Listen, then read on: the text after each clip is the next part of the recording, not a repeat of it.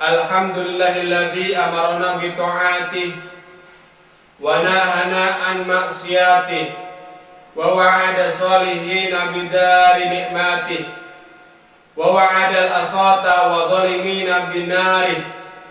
Asyhadu an la ilaha illallah wahdahu la syarika lahu al-marhubu min adabihi wa satwatihi. Wa asyhadu anna sayyidana Muhammadan abduhu wa rasuluhu marjubu bi syafaatihi. Sallallahu wa sallama ala wa barik ala sayyidina Muhammadin khairil khalqi wa ala alihi wa sahbihi wa dzurriyyatihi wa atba'ihi. Amma ba'du. Segala puji milik Allah, Zat yang telah memberikan kepada kita niat untuk taat, Zat yang telah memberikan kepada kita kesempatan untuk meninggalkan maksiat, Zat yang telah menjadikan kita sebagai orang yang sholih, sehingga kita tergolong orang-orang yang dijauhkan oleh Allah dari sengatan api neraka. Salawat beserta salam semoga tetap tercurah limpahkan kehadiran baginda Rasul Muhammad sallallahu alaihi wasallam kepada para keluarganya, para sahabatnya, para dzurriyyahnya, serta kita selaku umatnya. Al-hadits tsalits asyar. Hadis yang ke-13 dari Arba'in Nawawiyah bercerita tentang cinta kepada sesama muslim. Hadirin para pecinta Nabi sallallahu alaihi wasallam. An Abi Hamzah Anas bin Malik radhiyallahu anhu khadim Rasulullah sallallahu alaihi wasallam an Nabi sallallahu alaihi wasallam qala la yu'minu ahadakum hatta yuhibba li akhihi ma yuhibbu li nafsihi. Rawahul Imam Al-Bukhari wa Muslim. Dari Abu Hamzah Anas bin Malik, khadim atau khodam Rasulullah, pelayan Rasulullah sallallahu alaihi wasallam, dari Nabi sallallahu alaihi wasallam, beliau bersabda, tidaklah sempurna iman salah seorang di antara kamu sekalian sebelum ia mencintai saudaranya sebagaimana ia mencintai dirinya sendiri. Hadis riwayat Imam Al-Bukhari wa Muslim. Hadirin para pecinta Nabi sallallahu alaihi wasallam, Anas ibnu Malik ini adalah pembantu Rasulullah. Beliau berkhodim, dia berbakti kepada Rasulullah selama 10 tahun. Dalam satu kesempatan Anas bin Malik pernah didoakan oleh baginda Rasul Muhammad sallallahu alaihi wasallam, Allahumma aghfir malahu wa waladahu wa barik fihi fa adkhilhul jannah. Kata Rasulullah dalam doanya, ya Allah, banyakkanlah harta dan anaknya dan berkahi padanya dan masukkan dia ke dalam surga. Hadirin para pecinta Nabi sallallahu alaihi wasallam, kata Anas bin Malik, doa Nabi itu makbul di dunia, karena di akhirat saya belum meninggal, kata Anas bin Malik. Semua doa yang untuk saya di dunia itu makbul, dan saya tunggu doa yang makbul itu untuk saya dimasukkan ke dalam surga. Anas bin Malik, hadirin para pecinta Nabi sallallahu alaihi wasallam, termasuk orang paling kaya di kabilah Ansor. Dan anaknya pun 125 laki-laki dan 2 perempuan. Itu anak Anas bin Malik punya anak banyak, 125 laki-laki, 2 perempuan. Dan juga berkah hidupnya. Jika tanaman orang lain itu panen 1 tahun sekali, tanaman Anas bin Malik panen setahun 2 kali. Berkah berarti hidupnya. Dan yang belum kelihatan yaitu kata Anas bin Malik, saya dimasukkan ke dalam surga oleh Allah Subhanahu wa ta'ala. Hadirin para pecinta Nabi sallallahu alaihi wasallam, di hadis yang ke-13 ini dikatakan tidaklah sempurna iman seseorang sebelum ia mencintai saudaranya sebagaimana ia mencintai dirinya sendiri. Jika kita ingin sehat, maka kita pun punya keinginan orang lain supaya sehat. Itu orang yang imannya sempurna. Tapi kalau iman seorang itu tidak sempurna, kita ingin sehat, orang lain ingin sakit, itu tidak sempurna imannya. Kita ingin beribadah, kita ingin taat kepada Allah, maka itu pun keinginan di dalam diri kita bahwa kaum muslimin semua juga bisa beribadah dan taat kepada Allah Subhanahu wa ta'ala. Kita ingin Allah mengampuni dosa kita, kita pun ingin orang lain, kaum muslimin juga diampuni dosanya oleh Allah. Kita ingin menjadi orang kaya dan kita pun ingin orang lain menjadi kaya. Hadirin para pecinta Nabi Sallallahu Alaihi Wasallam, dalam riwayat yang lain, riwayat Imam Ahmad bin Hanbal, bahwa Rasulullah Sallallahu Alaihi Wasallam bersabda, la yablughul abdu haqiqatal iman hatta yuhibba linnas ma yuhibbu li nafsihi minal khair. Tidaklah sampai seorang hamba itu mempunyai hakikat iman sehingga ia mencintai untuk manusia sesuatu yang ia cintai untuk dirinya daripada kebaikan. Dalam riwayat yang lain dari Abu Yazid bin Asad al-Qusairi berkata, qala li Rasulillah sallallahu alaihi wasallam, Rasulullah berkata kepadaku, kata Abu Yazid, atuhibbul jannah, apakah kamu mau masuk surga? Setiap orang ketika ditanya mau masuk surga, mau tidak masuk surga, pasti jawabannya mau. Begitupun Abu Yazid, qultu na'am, saya berkata iya ya Rasulullah, saya mau masuk surga. Qala, beliau sallallahu alaihi wasallam bersabda, fa'ahibba li akhihi ma tuhibbu li nafsik. Cintailah untuk saudaramu, cintailah untuk saudara engkau sesuatu yang kamu cintai untuk dirimu sendiri. Kalau kita tidak mau disakiti oleh orang lain, maka jangan sesekali kita menyakiti orang lain. Kalau kita tidak mau dihadang, dilarang oleh orang lain, maka kita jangan sesekali menghadang, melarang orang lain.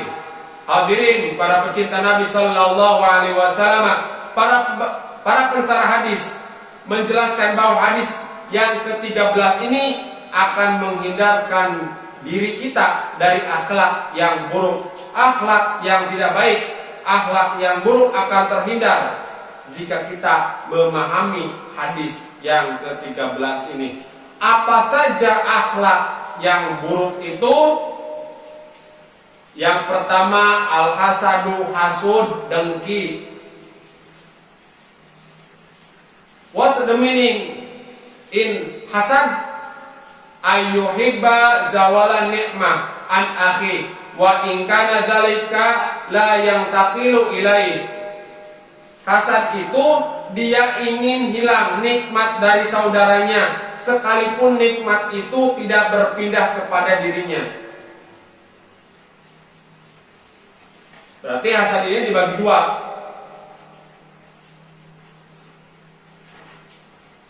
Ada orang ingin nikmat itu tidak ada pada diri orang lain. Misalkan orang itu mempunyai handphone yang bagus, dia hasad kepada orang itu. Mudah-mudahan HP-nya leungit. Dia tidak ingin HP-nya pindah kepada dirinya. Nu penting mah tibatur leungit, geus senang hatena itu orang hasud. Mudah-mudahan jatuh pangkatnya, mudah-mudahan segera pensiun, mudah-mudahan segera diturunkan jabatannya.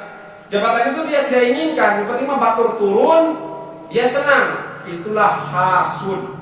Dan orang itu, kata baginda Rasul dalam hadis ini, imannya tidak sempurna.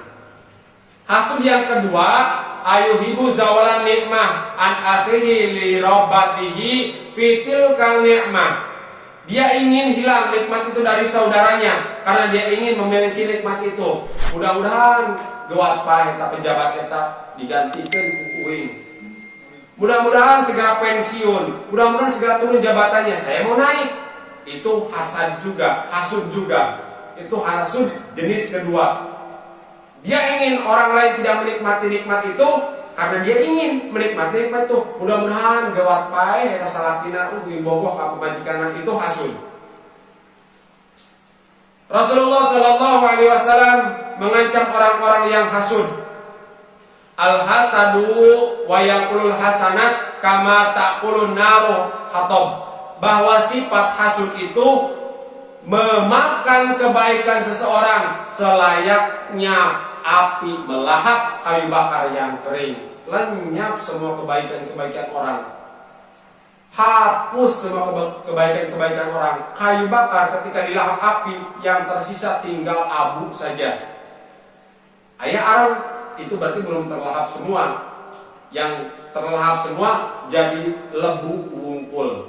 Itulah hasud, memakan kebaikan. Tidak ada sisa sama sekali, dilahap semua oleh hasud kebaikan-kebaikan kita. Meskipun segunung, ya, meskipun kebaikannya itu segunung cermai, akan lenyap dengan adanya hasud dalam hati. Hadirin para pecinta Nabi Sallallahu Alaihi Wasallam, akhlak yang buruk yang kedua dari hadis yang kita bacakan tadi, al-ghissu. Apa artinya al-ghissu? Iradatu sar ala akhi, menghendaki kejahatan atas saudaranya.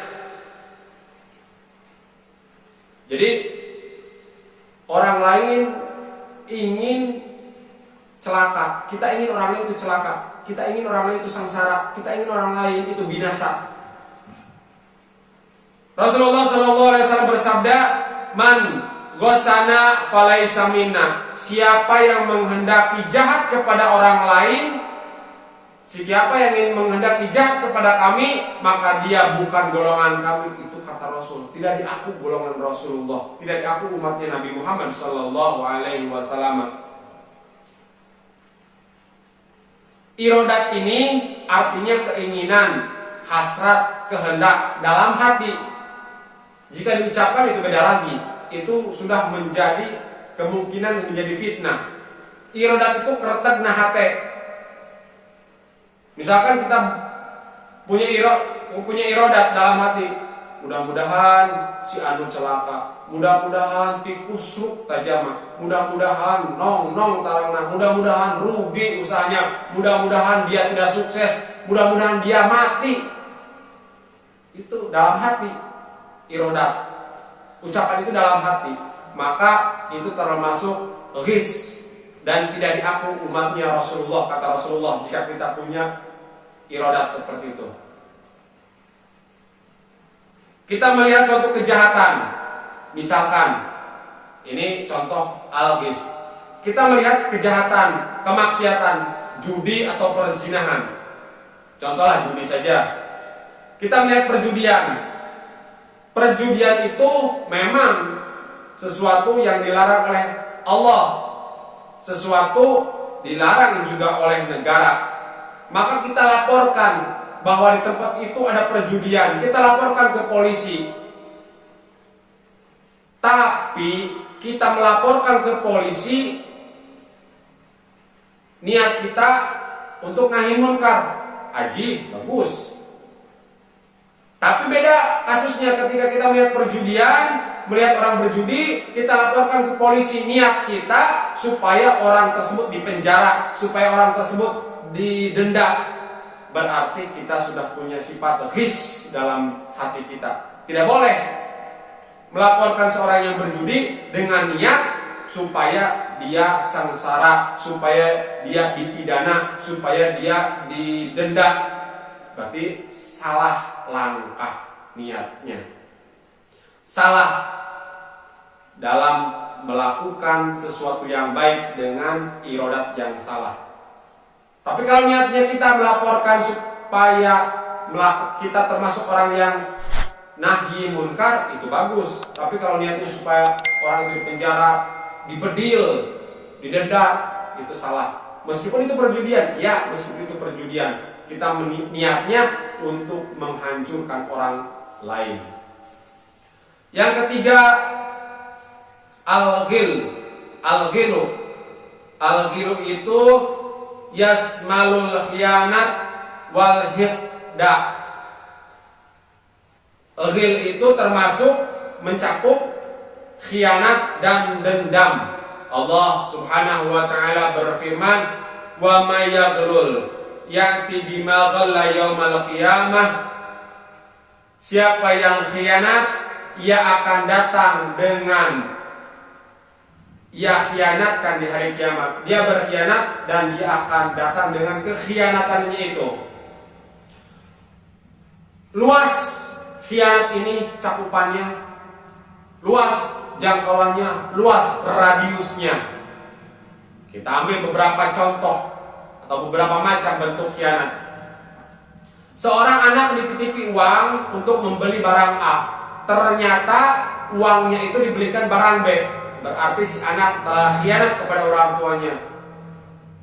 Seorang anak dititipi oleh orang tuanya untuk bayaran sekolah, bayaran pondok. Dia tidak dibayarkan oleh si anak itu, dibelikan apa.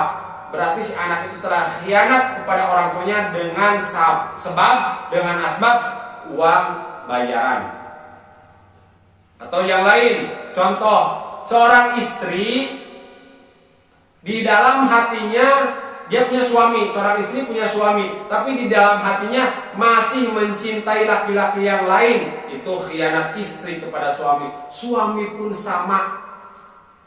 Sudah punya istri, tapi dalam hatinya masih ada suka mencintai perempuan lain. Berarti laki-laki yang berkhianat kepada istrinya. Termasuk dalam ghil ini orang-orang yang mencuri, itu pengkhianat. Ghil itu mencuri, itu termasuk orang-orang yang mengambil harta negara, koruptor. Itu juga termasuk ghil. Ghil juga termasuk dendam di dalamnya. Imam Ghazali menjelaskan, ayalzama qalbuhul tisqaluhu wal buqdata lahu wa nifar wa ayyadu ma dzalika wa yabqa. Hatinya selalu benci kepada orang lain karena dahulu pernah menyakiti dirinya. Dia tetap benci meskipun dia sudah, orang lain itu sudah minta maaf. Jadi neteli lah gitu. Kalau bahasa yang sematnya itu neteli. Dia tetap benci meskipun orang lain sudah berubah, meskipun orang lain sudah minta maaf kepada dirinya, dia tetap benci kepada orang itu. Itu adalah dendam. Rasulullah SAW bersabda, al-mu'min laisa bihaqud. Orang mukmin tidak mau dendam. Orang mukmin pasti tidak akan mau dendam dalam hatinya. Hadirin para pecinta Nabi SAW. Terus akhlak yang tercela lagi apa? As-samatah bima asabahahu minal bala. Gembira atau senang dengan musibah yang menimpa kaum muslimin dan muslimat. Bungah lamun batur sangsara, bungah lamun kaum muslimin cilaka. Hadirin para pecinta Nabi SAW, seorang aulia Allah bernama Sar As-Sakati, beliau berkata, aku meminta ampun, aku bertobat kepada Allah, aku beristighfar kepada Allah selama 30 tahun dari dosa-dosa. Bukan dari dosa yang pernah aku lakukan. Dosaku itu hanya berucap alhamdulillah. Dengan mengucapkan alhamdulillah, dia sampai beristighfar 30 tahun. Seberapa hebatkah alhamdulillah yang dia lakukan sehingga dia harus bertobat selama 30 tahun. Hadirin para pecinta Nabi SAW, ceritanya daripada Sar As-Sakati ini, suatu hari di pasar Baghdad, di pasar kota Baghdad, terjadi kebakaran besar. Semua toko, semua kios, semua yang ada di pasar itu semuanya habis, luluh lantah oleh kobaran api. Tapi ada datang seorang kepada Sar As-Sakati ini. Rasa kopi, beruntung kamu pasar itu kebakaran, tapi beruntung kamu kiosmu tidak terbakar, semua habis terbakar, semua tidak ada yang tersisa, tinggal kiosmu saja yang tidak terbakar. Saat As-Sakhafi mengucapkan alhamdulillah. Nah, alhamdulillah itu yang menyebabkan dia bertobat, beristighfar selama 30 tahun. Mengapa alhamdulillah itu bermasalah baginya? Karena dia merasa senang dengan kehancuran saudara muslimnya yang lain. Oke lah, tokonya tidak terbakar, tapi hanya tokonya yang tidak terbakar. Ratusan bahkan ribuan toko terbakar, menangis orang muslim yang punya toko di situ. Dia tersenyum, alhamdulillah. Itulah yang ditobatkan oleh Sa'd As-Sakhafi atas mengucap alhamdulillah, dan dia menyesal mengucap alhamdulillah itu. Hadirin para pecinta Nabi Sallallahu Alaihi Wasallam. Yang kelima, idza'u akhi wa ihanatuhu wa suhriyatuh. Mengganggu, menyakiti, memudaratkan kaum muslimin, menghinakan kaum muslimin, mengolok-olok kaum muslimin. Salah seorang aulia Allah yang bernama Sahal At-Turtasi, di rumahnya banyak tikus.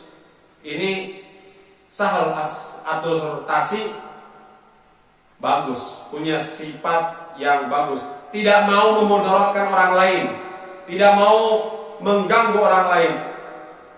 Sahal At-Tustari itu di rumahnya banyak tikus.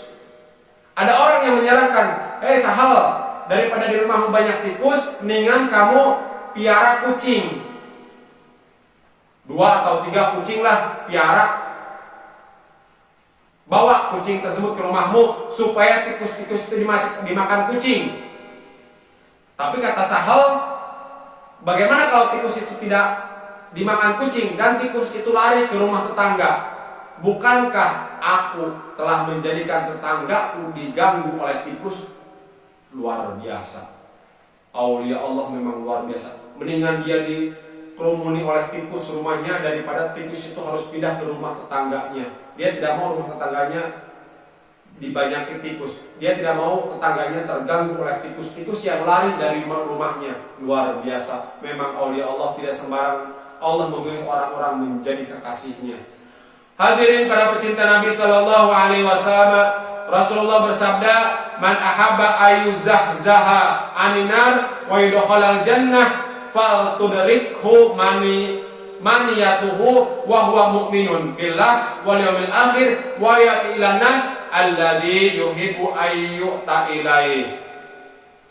Barang siapa yang ingin dijauhkan dari neraka dan dimasukkan ke dalam surga, hendaklah ia mati membawa iman dan memberikan sesuatu kepada orang lain dengan apa yang ia senangi sesuatu itu. Hadirin para pecinta Nabi Sallallahu Alaihi Wasallam, contoh jual belilah, contoh yang jual beli. Biasanya kita kalau membeli itu menjadi seorang yang ingin untung. Penjual pun ingin untung. Penjual ingin untung, pembeli juga ingin untung.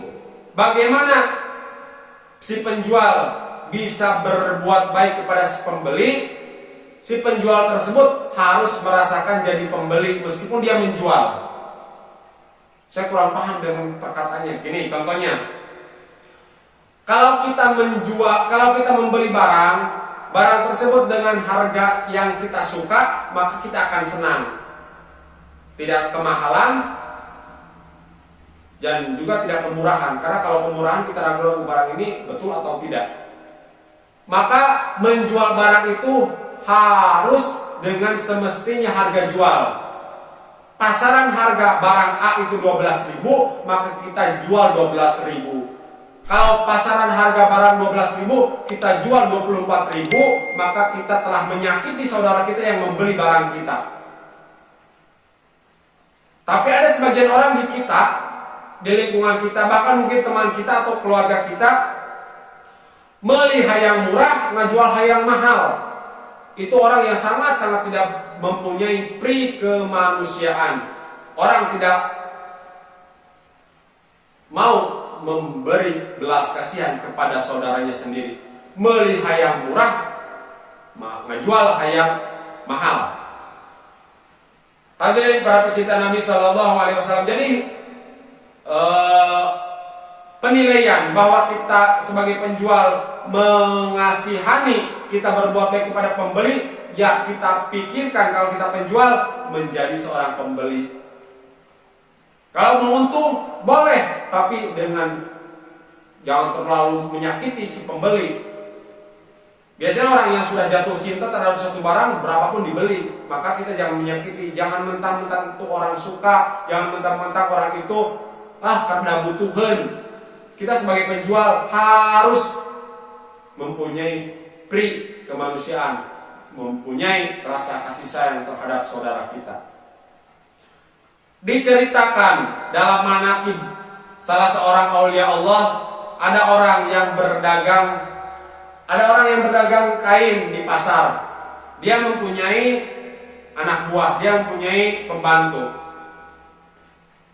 Harga kain yang dituju adalah 10 dirham. Si penjual biasa menjual 10 dirham. Tapi suatu ketika si penjual ini, si bosnya ini keluar dari kios tersebut, dan ada orang yang datang ke kios tersebut membeli. Ditanyakanlah kepada anak buahnya, kepada pembantunya, kain ini berapa harganya? 40 dirham. Tapi orang yang membeli senang dengan kain tersebut, dibelilah 40 dirham. Datanglah si yang punya toko ke toko tersebut, ditanyakan ke anak buahnya, mana kain yang ini? Kata si anak buahnya, dijual bos. Berapa kamu jual? 40 dirham. Melotot si bos tersebut. Kamu menjual kemahalan. Kita itu menjual 10 dirham sudah untung 2 dirham. Dipelototi oleh bosnya, anak buah bukan takut, senyum. Ya sudah bos, kalau memang bos biasa menjual 10 dirham, saya menjual 40 dirham, 30 dirham buat saya. Enak aja, kata bosnya. Cari si yang membeli tersebut. Dicarilah oleh si bos tersebut orang yang membeli kain tersebut. Ketemu. Si bosnya bertanya, berapa kamu beli tadi tuh kain di toko saya? 40 dirham. Itu kemahalan, kata orang yang menjual. Itu kemahalan, gak apa. Orang saya senang dengan kain ini, berapapun saya beli. Yang penting saya senang. Kata si penjual, tidak bisa. Itu harganya 10 dirham. Kamu membeli 40 dirham, kemahalan. Kalau kamu tidak mau menerima kelebihan uang itu, yang 30 dirham maksudnya, tidak mau menerima pengembalian yang 30 dirham, sini saya ambil kembali kainnya. Ada penjual yang seperti itu. Kalau kita tidak, ya ngajual saya mahal-mahalnya, bunga kayak untung 8 dirham modalnya, dijual 40 dirham, untungnya kan luar biasa. Tapi tidak dengan aulia Allah yang ini. Dia tidak mau menyakiti hati orang tersebut. Meskipun dia katanya suka dengan kain tersebut, tetap dia kembalikan yang 30 dirhamnya. Hadirin para pecinta Nabi Sallallahu Alaihi Wasallam, hadis yang ke-13 berpesan kepada kita supaya iman kita sempurna, maka cintailah saudara kita sebagaimana kita mencintai diri kita sendiri. Insya Allah kita lanjutkan hadis yang ke-14 dari Arba'in Nawawiyah, hadis 40 dari karangan Imam Nawawi. Mohon maaf al-fakir atas segala kekurangan dan kekhilafan. Terima kasih atas segala perhatian. Wallahul muwaffiq ila aqwamit thoriq. Wassalamualaikum warahmatullahi wabarakatuh.